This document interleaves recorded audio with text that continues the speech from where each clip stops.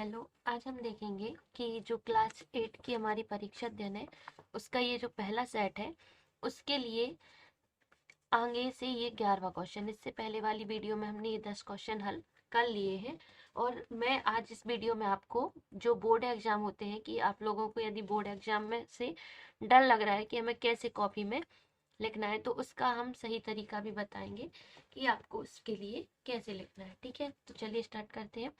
हमने इनके आंसर पहले कर चुके हैं तो इसके लिए हमने इस तरीके से इसके आंसर लिखे हुए हैं।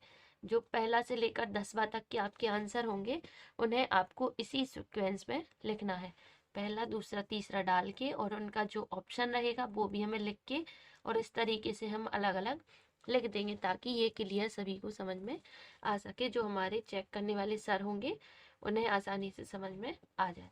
अब हम इसका आगे 11वां क्वेश्चन देखेंगे तो उसके लिए हम अगले पेज पर लिखेंगे। 11वां क्वेश्चन क्या है हमारा, इसमें है सूत्र एकाधिकैन पूर्णैन के प्रयोग से 85 का स्क्वायर ज्ञात करना है। अब हमें इसका एकाधिकैन पूर्णैन विधि निकालनी है और उससे हमें इसका स्क्वायर ज्ञात करना है। ठीक है, तो ये हमारा पेज नंबर 123 पर है प्रश्न एक। तो हम देखेंगे पेज नंबर 123 कहाँ है हमारा,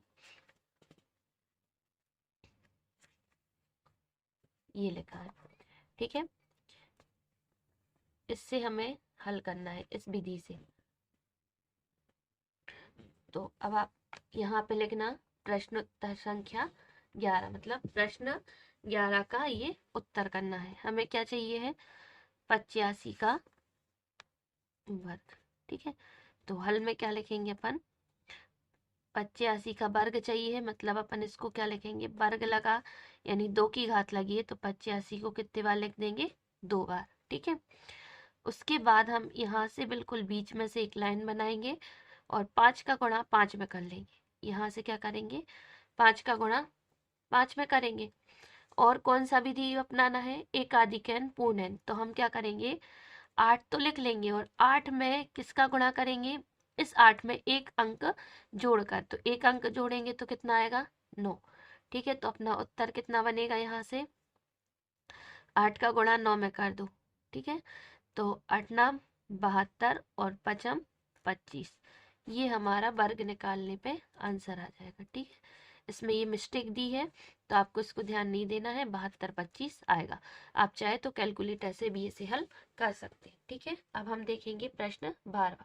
तो इसको आप इस तरीके से लिख के, ये हमारा 11वां हो जाएगा। उसके बाद आप इसे अच्छे से बंद कर देना। ठीक है, ये हमारा 11वां क्वेश्चन हो जाएगा।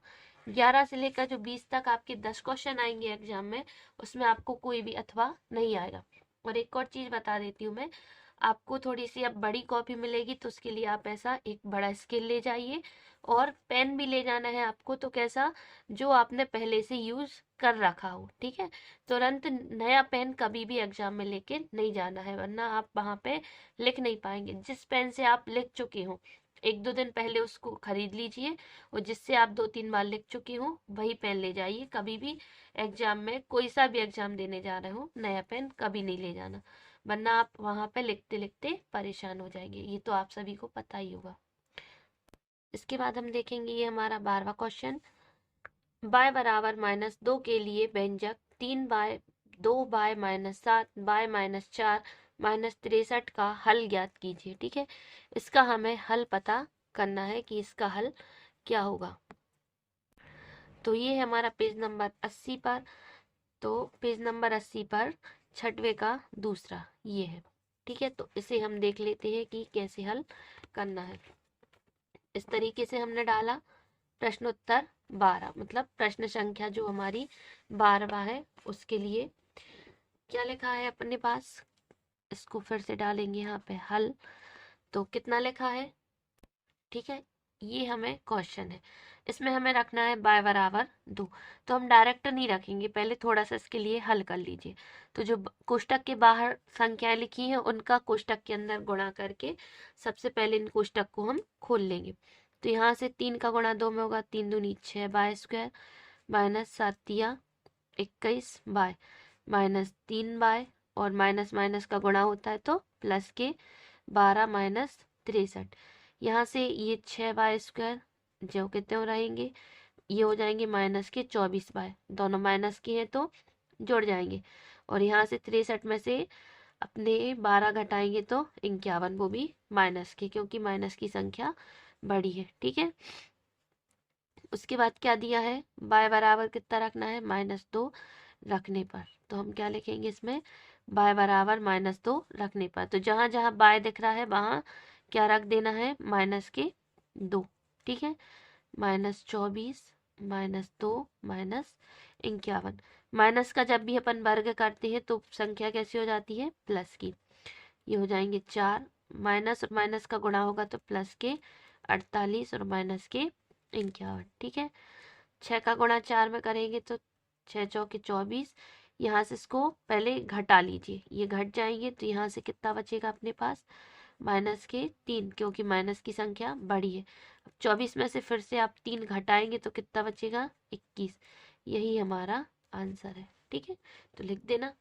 इसको एक और बार देख लेते हैं। सबसे पहले नंबर क्या करेंगे अपन, कोई भी क्वेश्चन ज्यादा कठिन नहीं होता है, केवल आपको उस क्वेश्चन को हल करना आना चाहिए। अगर क्वेश्चन, गणित में एक और नियम रहेगा कि अगर आपको हल करते नहीं बन रहा है तो आप क्वेश्चन को तो कम से कम उतारिए, फिर उसके बाद एक एक लाइन को बढ़ते जाइए, तो आपको अपने आप उसका आंसर पता चल जाएगा। यदि आप भूल गए हैं, उसको आपने प्रैक्टिस किया है, तो आपको अपने आप वो चीज याद आ जाएगी। इसलिए आपको रटना नहीं है, समझना है, तो वो अपने आप याद आ जाती है एग्जाम में। ठीक है, यहाँ क्या करेंगे, सबसे पहले कोष्टक को हल करेंगे। तो कोष्टक खोल लिया, फिर जो जो घातें समान थी उनके लिए जोड़ना था या फिर घटाना था तो वो कर लिया अपन ने। फिर उसके बाद क्या रखेंगे, y बराबर -2, क्योंकि इसी पे हमें मान निकालना है, तो y बराबर -2 रखने पर। ठीक है, अब -2 रख दिया, फिर उसके बाद क्या करेंगे अपन, इसका स्क्वायर कर दिया और इनको गुणा करके हल कर लेंगे। ठीक है, तो इस तरीके से आंसर आ जाएगा और यहाँ से आप इसको बंद कर देना इस तरीके से। ठीक है, हो जाएगा। अब अगला क्वेश्चन देखते हैं अपन। इसका 13वां जो क्वेश्चन है वो कहाँ दिया है, पेज नंबर 26 पर। इसमें आपको क्वेश्चन देखना है और जो कुछ पूछा है, पहले जो क्वेश्चन में दिया है उसको अच्छे ध्यान से पढ़ लेना है। और जो क्वेश्चन में पूछा है बोर्ड के एग्जाम में, हमसे जो क्वेश्चन में पूछा है तो वही हमें उसका आंसर देना है। इसके अलावा उल्टा सीधा आप कुछ भी कितना ही लिखाएंगे उससे हमें कोई मतलब नहीं रहेगा। जो चेक करने वाले रहेंगे वो आपका केवल आंसर देखेंगे। तो पेज नंबर 26 पर 8वां क्वेश्चन ये है। ठीक है, इसके लिए देखेंगे तो ये जो परीक्षा अध्ययन में एक चीज अच्छी दी है कि जहां जहां ये एड ग्रेड लिखा है, मतलब जो आगे अपने पेपर दिए हुए हैं उन्हीं के क्वेश्चन है। ठीक है, तो इसमें ये प्रश्न लिखा हुआ है तो हमें क्या करना है, सबसे पहले नंबर ये नीचे वाला 6 हटाना है। यहाँ 3 है और यहाँ 6 है, तो ये 6 हटाएंगे तो ये 3 अपने आप हट जाएगा। तो क्या करेंगे अपन, इसमें दोनों पक्षों में 6 से गुणा कर देंगे। ठीक है, तो ऊपर वाली संख्या नीचे से कट जाएगी 6 से गुणा करने पर। गुणा कर दीजिए, तो जब अपन ऊपर 6 से गुणा करेंगे तो ये हो जाएंगे 6x + 1 और बटे में 3 बराबर 6 गुणा x - 3 बटे 6। तो ये 6 से 6 कट गए, 3 एकम 3 और 3 दूनी 6।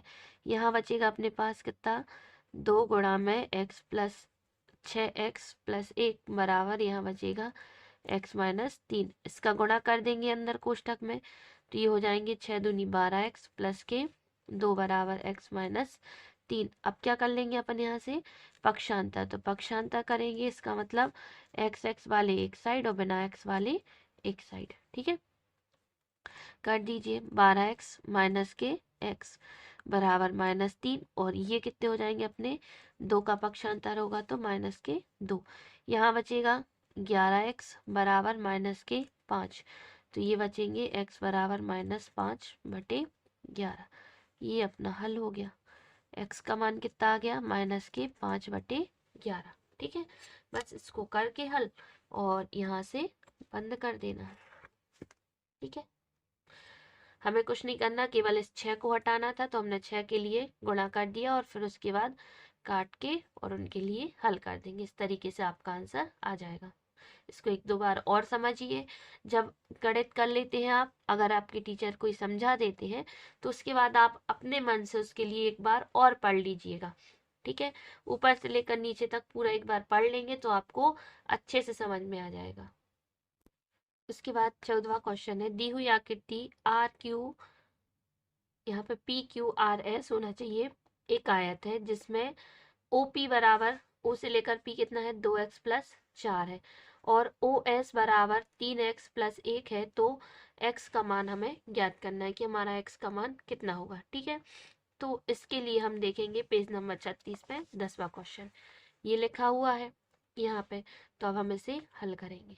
ठीक है, तो यहाँ पे जो आपका एक आयत बना है PQRS, तो इसमें हम क्या लिखेंगे कि अब हमें इसमें कुछ यदि नहीं दिख रहा है, केवल OP दिया है और OS दिया है, यानी ये किसी आयत का पूरा विकर्ण क्या है, PR और SQ। ठीक है, तो इसके जो दो विकर्ण होते हैं, हमें एक नियम पता है कि आयत के जो विकर्ण होते हैं वो कैसे होते हैं, बराबर होते हैं।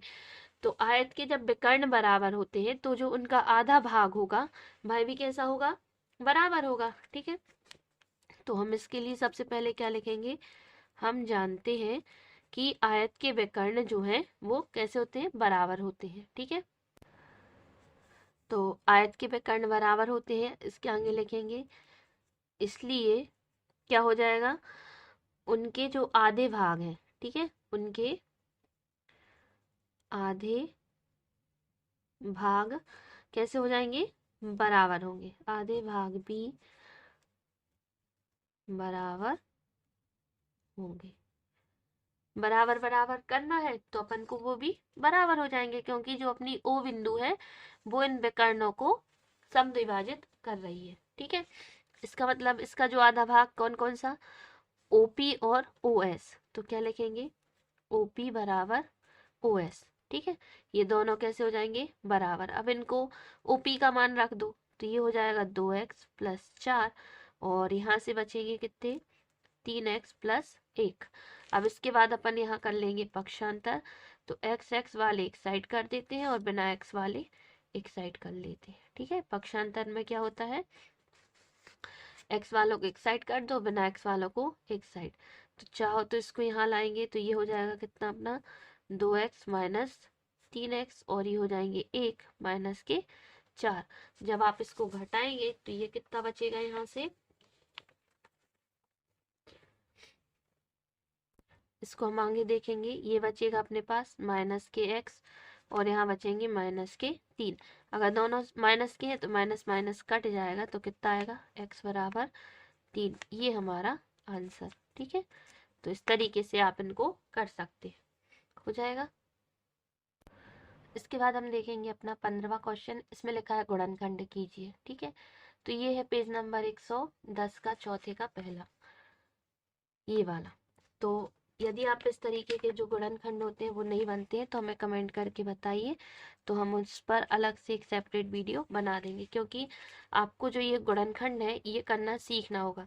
अगर ये नहीं बनेंगे तो आप पे आगे भी गणित फिर नहीं बन पाएगी, क्योंकि ये गुणनखंड अधिकतर हमसे पूछे जाते हैं। ठीक है, तो इसके लिए अभी हम इसी क्वेश्चन को समझते हैं। इसका मतलब क्या होता है, इस 12 को आपको इस तरीके से तोड़ना है कि गुणा करने पर कितने मिले, 12, और जोड़ने घटाने पे आपको 7 मिल जाए। तो इसको हम क्या लिख देंगे, 7 को, हमें पता है 3 चौके 12 होते हैं, मतलब 3 गुणा 4 करेंगे तो 12 आता है, और 3 धन 7 4 3 धन 4 करते हैं तो 7 आता है। तो इस 7 की जगह कितना लिख देंगे, 4x धन 3x धन 12। ठीक है, कोई दिक्कत नहीं होगी। अब इसके बाद अपन इसको क्या करेंगे, यहाँ से इन दोनों में से x को कॉमन ले लेंगे, तो यहाँ से x कॉमन लेंगे तो यहाँ बचेगा x, और यहाँ पे बचेंगे प्लस के 4, और इन दोनों में से कितना कॉमन ले लेंगे, प्लस के 3, तो ये बचेगा x, और यहाँ बचेंगे 4। ठीक है, अब x+4 और x+4 दोनों कोष्टक में है, तो इसको कॉमन ले लिया, तो यहाँ पे अकेली बचेगा x, और यहाँ पे बचेंगे प्लस के 3। यही इसका आंसर, ये हो गए अपने गुणनखंड। ठीक है, बस इतना सरल आंसर होता है, इसको तोड़ के और लिख देना है। ठीक है, इसके बाद हम 16वां क्वेश्चन देखेंगे, इसमें लिखा है x का मान ज्ञात करना है। तो ये है हमारा पेज नंबर 97 का 14वां क्वेश्चन। ठीक है, ये लिखा है हमें x का मान निकालना है। तो इसके लिए हम देखेंगे क्या करना है। ठीक है, ये हमने लिख लिया अपना क्वेश्चन। अब यहाँ से हम क्या करेंगे, सबसे पहले नंबर आधार समान बनाएंगे। क्या करना है अपन को, आधार समान बनाना है, यानी सबको 5 बनाना है। तो ये कितना लिखा, 5 के ऊपर 2x धन 1 की घात। यहाँ भाग में लिखा है तो भाग में कितना हो जाएगा अपने पास, 5 के ऊपर 2 की घात। 25 को क्या लिखेंगे, 5 के ऊपर 2 की घात, और 125 को लिखते हैं 5 के ऊपर 3 की घात। ठीक है, अब ये भाग में है, इसको इस साइड पहुंचाएंगे तो ये गुणा में हो जाएगी। तो 2x धन 1 बराबर 5 के ऊपर 3 की घात गुणा में 5 के ऊपर 2 की घात। अब यहाँ एक नियम हमने पढ़ा है कि a के ऊपर m की घात गुणा में a के ऊपर n की घात। यदि आधार समान है तो गुणा में घातें क्या हो जाती है, अपनी जुड़ जाती है। तो ये हो जाएगा 2x धन 1 बराबर 5 के ऊपर 3 धन 2 की घात। ठीक है, गुणा में है तो घातें जुड़ जाएंगी। यहाँ से हो जाएगा 5 के ऊपर 2x धन 1 बराबर 5 के ऊपर कितने की घात बनेगी, 5 की। अब एक और नियम होता है कि यदि आधार समान है तो घातें भी क्या होती हैं, समान होती हैं। ठीक है, यदि a के ऊपर m की है और a के ऊपर n की है तो क्या होता है अपना m बराबर n, ये लगेगा। तो यहाँ से हमारा क्या हो जाएगा, 2x धन 1 बराबर 5। आधार समान है तो घातें भी कैसे होंगी, समान। अब हम यहाँ से कर लेंगे इसका पक्षांतर। तो क्या करेंगे, पक्षांतर करने पर, ठीक है, ये हो जाएगा 2x बराबर 5 माइनस 1। यहाँ से बचेंगे 2x बराबर 4, इतना बचेगा। तो अपने पास जो x का मान है वो कितना आ जाएगा। तो यहाँ से हम क्या करेंगे, इस x को 4 के बटे में मतलब 2 को 4 के बटे में ले आएंगे। तो 2 एकम 2, 2 दूनी 4, यानी कि x का मान कितना आएगा अपने पास, 2। यही हमारा आंसर है। ठीक है, यदि आपको हमारी वीडियो अच्छी लगी है तो प्लीज़ इसे लाइक कीजिए, और यदि आप और इसी तरीके की वीडियो चाहते हैं तो कमेंट करके हमें बताइए। Thank you.